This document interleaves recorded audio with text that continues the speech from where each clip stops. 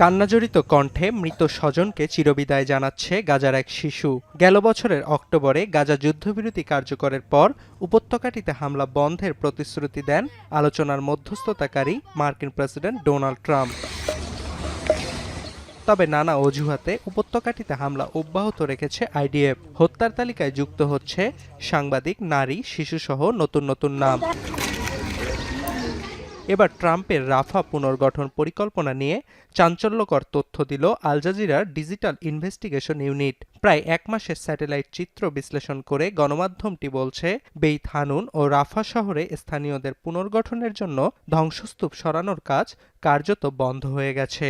এর পরিবর্তে জোরেশোরে চলছে সামরিক স্থাপনা নির্মাণের কাজ।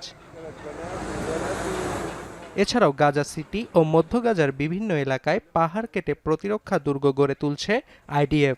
অনেক স্থানে সমতল ভূমির সঙ্গে সামরিক স্থাপনাগুলোকে যুক্ত করতে নির্মাণ করা হচ্ছে বাঁধ।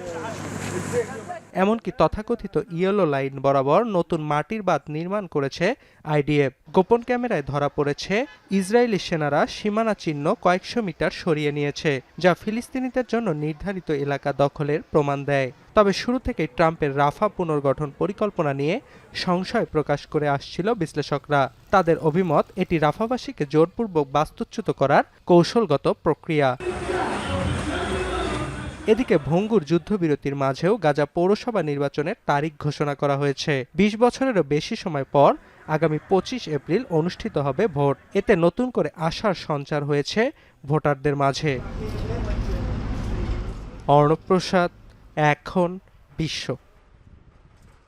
শিয়া বাটার ও ভিটামিন ই সমৃদ্ধ লিলি বিউটি সোপ, তারুণ্যময় উজ্জ্বল ত্বকের জন্য।